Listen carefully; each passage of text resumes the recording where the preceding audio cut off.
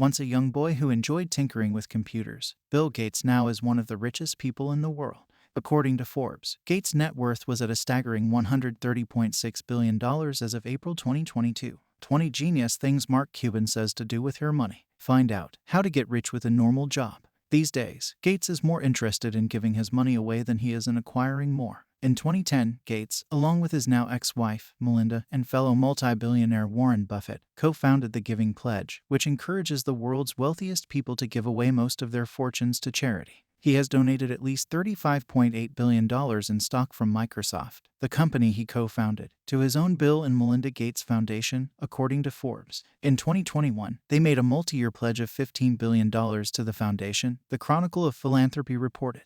Make your money work better for you. He has a thirst for knowledge. Gates attended Harvard University only briefly before he dropped out. Yet he attributes his time there to his success. It was an amazing privilege, and, though I left early, I was transformed by my years at Harvard, the friendships I made, and the ideas I worked on, Gates said in a 2007 commencement speech. Gates studied computers, but he also dabbled in many other subjects that interested him at the Ivy League school. Academic life was fascinating, he said during the speech. I used to sit in on lots of classes I hadn't even signed up for. His thirst for knowledge and his willingness to always improve and learn contributed to the growth of his eventual business. He remains a staunch supporter of education. The Bill and Melinda Gates Foundation launched the Global Education Program in 2018 with a focus on teaching reading and math skills to primary school children in sub-Saharan Africa and India. His parents were supportive. When asked in 1998 about his role models, Gates said he looked up to his parents. Gates' parents nurtured and supported his interest in computers as well,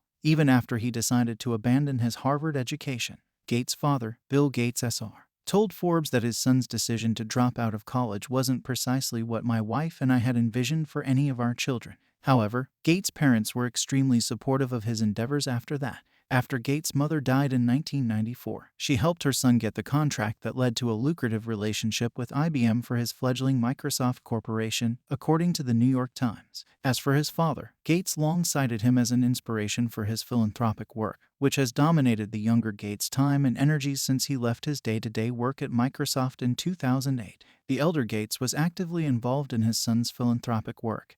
He even wrote the first check for Gates Foundation until his death in 2020 at the age of 94. Bill Gates is the father of 3 children, daughters Jennifer and Phoebe, born in 1996 and 2002, and son Rory, born in 1999. In interviews and speeches, he has given his ex-wife credit for 80% of the child rearing and said they followed the love and logic parenting method of the 1970s. Make your money work better for you. He reads a lot. In the Forbes interview, Gates' father said his son was an incredibly avid reader as a child.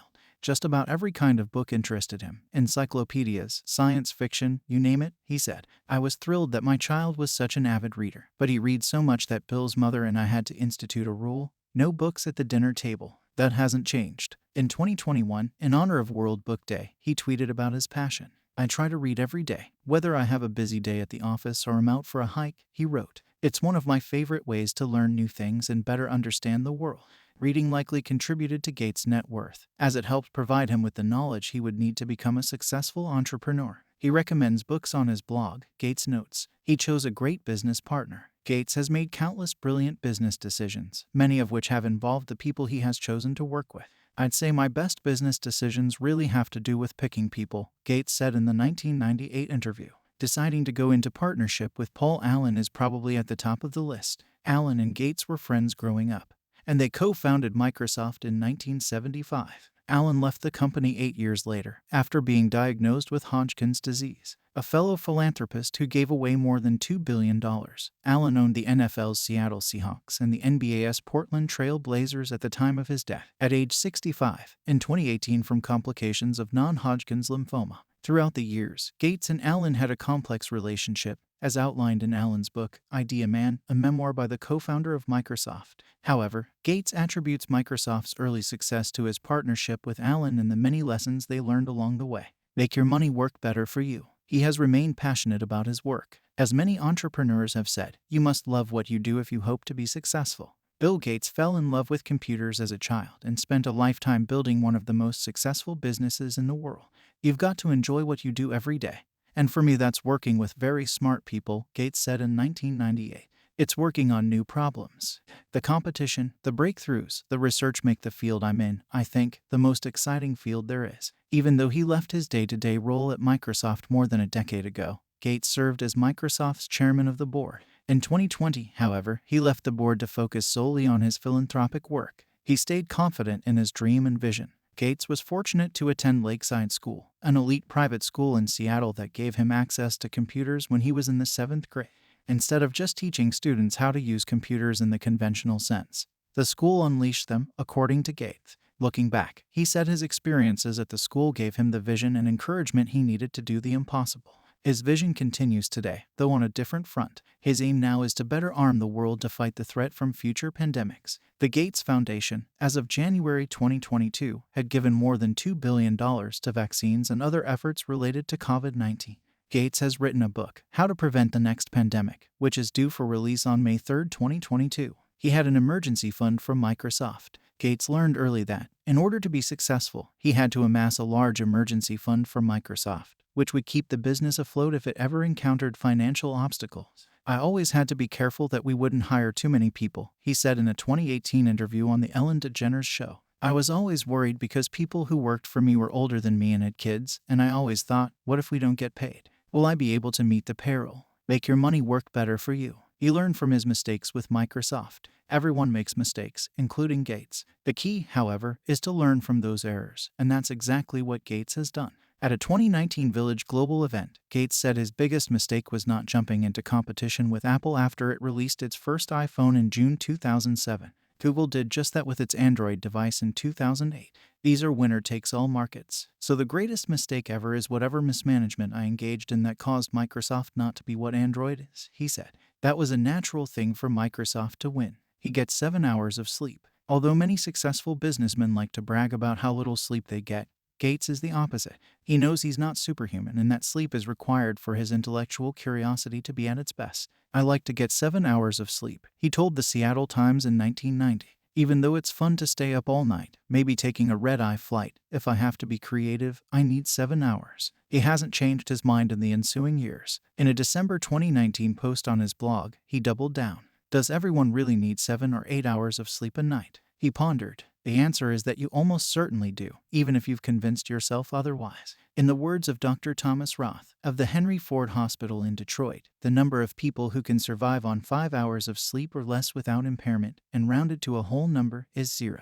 He learns from those around him. Gates and legendary entrepreneur Warren Buffett became friends 30 years ago when the two met over 4th of July weekend in 1991 in Seattle by chance, not through business. Gates celebrated that friendship and Buffett's 90th birthday in a blog post in 2020 and discussed one of the ways Buffett has influenced him. As Warren himself put it a few years ago when we spoke with some college students, you will move in the direction of the people that you associate with. So it's important to associate with people that are better than yourself, Gates wrote. The friends you have will form you as you go through life. Make some good friends, keep them for the rest of your life, but have them be people that you admire as well as like. Make your money work better for you. He diversified his private portfolio. When Gates was building Microsoft, he put most of his time, energy, and creative talent into making it arguably the greatest tech company in the world. Once he got rich, however, he did what most financial advisors recommend investors do regardless of their net worth: he diversified. At the time he stepped down from the Microsoft board in March 2020,